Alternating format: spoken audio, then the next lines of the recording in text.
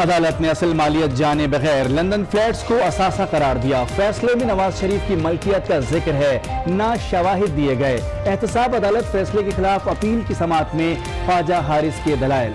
ये तो आपने अपील में भी लिखा है। फैसले में कुछ टीवी इंटरव्यूज का हवाला दिया गया है। अदालत के रिमार्क्स। इस्लामाबाद हाई कोर्ट ने नैब को नोटिस जारी कर दिए। जवाब तलब। दोबारा समाअत जुलाई के आखिरी हफ्ते में होगी।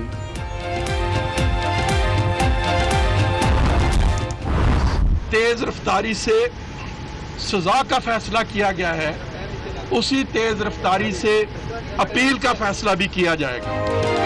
एवनफील्ड रेफरेंस तेजी से सुना गया, अपील भी इसी रफ्तार से सुनी जानी चाहिए। परवेज रशीद की मीडिया से गुफ्तगू। कहा, माजी में कोई रहनुमा अदालतों में पेश नहीं हुआ।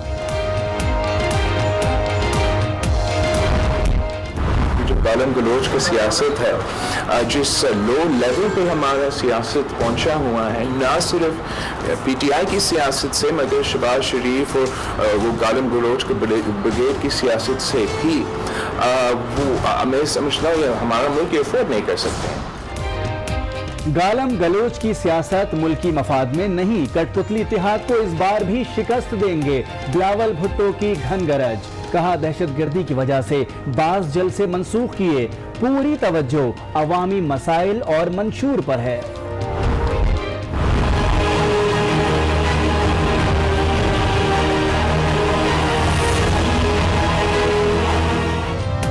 सुप्रीम कोर्ट ने फवाद चौधरी को इलेक्शन लड़ने के लिए अहल करार दे दिया।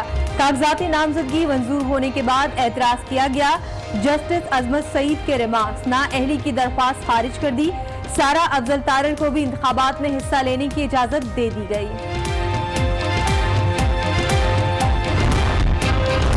सखर में कब्रिस्तान की जमीन पर कब्जा हो गया और आप सोते रहे। खुदा का खौफ है क्या, कभी मरना नहीं।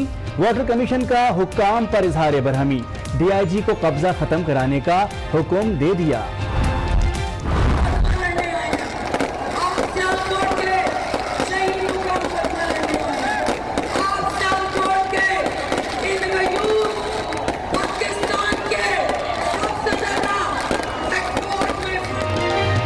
तहरीक इंसाफ के सियालकोट जलसे में आतिशबाजी के रंग। थाना रंगपुर का एक्शन। मुकदमा दर्ज कर लिया उम्मीदवार मेहर आशिक के बेटे मेहर काशिफ और शेख कामरान समेत दीगर नामजद। आज न्यूज ने एफआईआर की कॉपी हासिल कर ली। तहरीक इंसाफ आज जैकबाबाद में अवामी पावर शो करेगी। नुमाइश ग्राउंड में तैयारियां जारी। 20,000 से ज्यादा कुर्सियां लगा दी गई। इमरान खान खिताब करेंगे। नून लीग कराची में अवामी ताकत दिखाने को तैयार। 21 जुलाई को नश्तर पार्क में जलसे पर गौर। पार्टी सदर शहबाज शरीफ समेत आला क़यादत की शिरकत का इम्कान।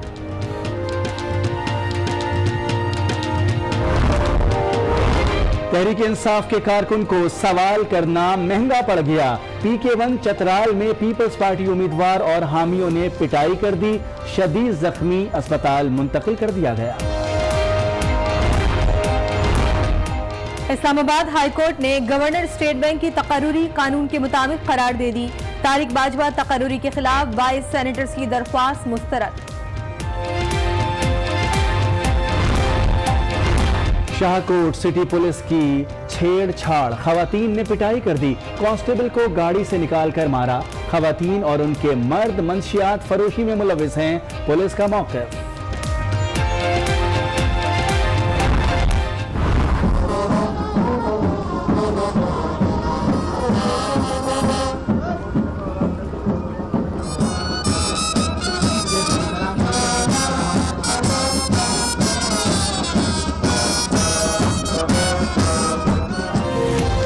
Karachi Saeedabad police training centre में पासिंग आउट परेड की सेंचुरी हो गई। जवानों ने सलाहियतों के जौहर दिखाए। परेड से लहू गरमा दिया। कैडेट्स में खवातीन भी शामिल। आईजी सिंध अमजद जावेद सलीमी की शिरकत।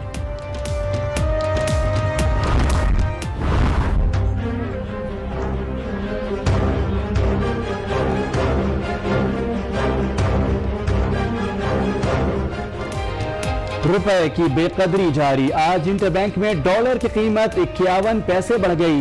128 रुपए 50 पैसे की सतह पर आ गया।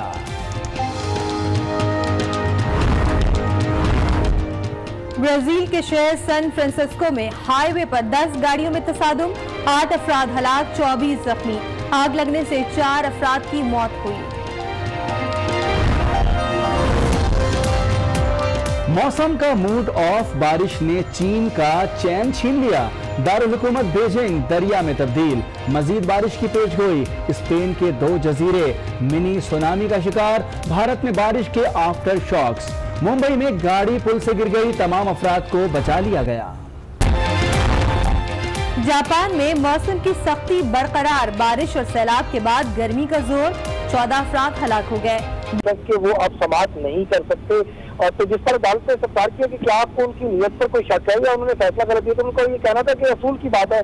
जो ख्वाजा हारिस उनका कहना था कि एक हमारा जो साहस है वो तीनों रेफरेंसेस में एक जैसा ही है, तो एक केस में वो फैसला दे चुके तो मजीद में नहीं देना चाहिए। तो जिस पर अदालत ने समाअत आखिरी हफ्ते तक मुलतवी की, उसके बाद जो केस की मुअत्तली का जो है दरख्वास्त दी गई थी कि जब तक इस केस के दरख्वास्तों का फैसला नहीं हो जाता इस्लामाबाद हाई कोर्ट से, तो इन केसों को मुअत्तल कर दिया जाए उस वक्त तक इनकी सजा को। और जिस पर अदालत ने जो है वो तफसीली दलाइल दिया। ख्वाजा हारिस का भी ये कहना था कि मियां मोहम्मद नवाज शरीफ के खिलाफ जो फैसला दिया गया वो उजरत में दिया गया है कि क्योंकि आमदन से ज्यादा असासे की बात की गई है, जबकि एवन फील्ड से जो असल प्रॉपर्टी की मालियत है उसका अंदाजा ही नहीं लगाया गया, तो फिर कैसे आमदन से ज्यादा असासों की बात की जा सकती है।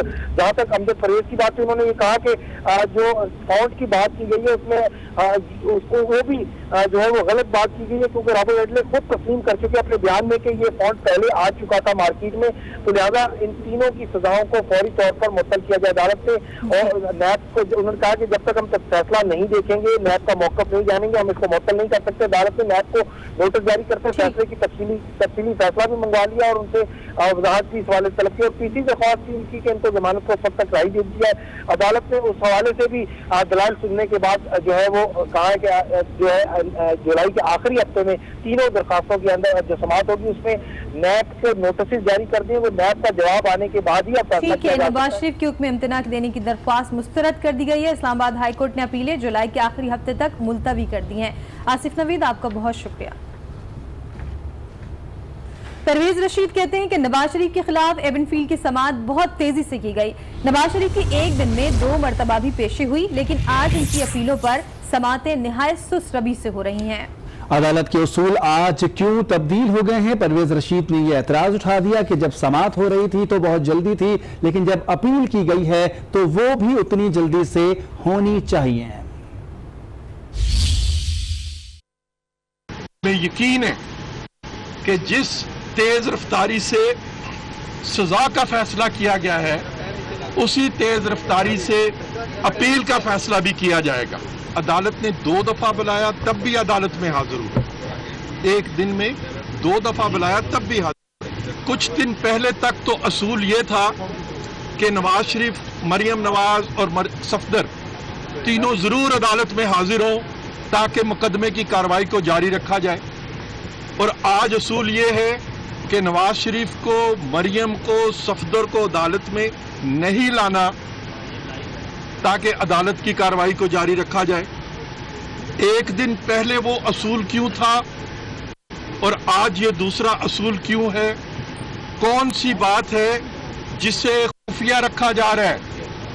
क्यों नवाज शरीफ साहब की तस्वीर से, नवाज शरीफ साहब की मौजूदगी से, नवाज शरीफ साहब की हाजिरी से क्यों गुरेज किया जा रहा है?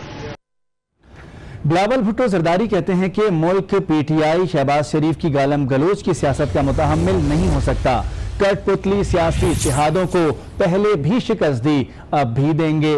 उन्होंने कहा कि वजीर आजम के उम्मीदवार का इंतखाब पार्टी इलेक्शन के बाद करेगी।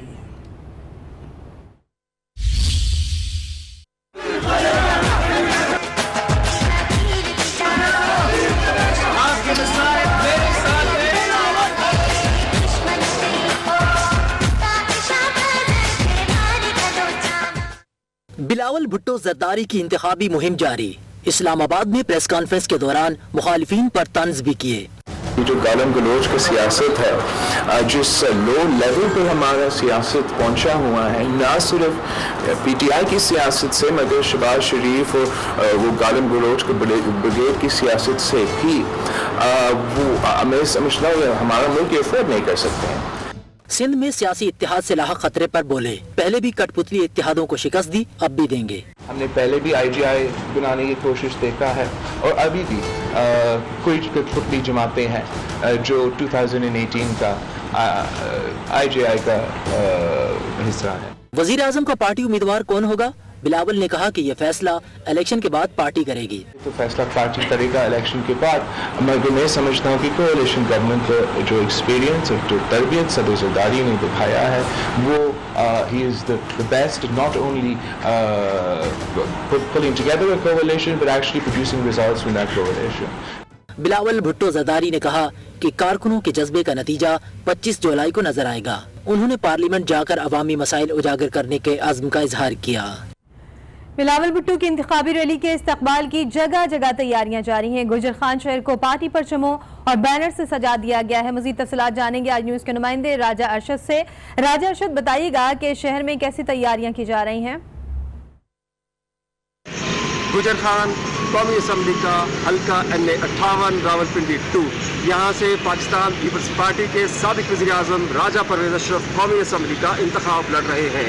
उनकी इंतखाबी मुहिम के सिलसिले में आज पाकिस्तान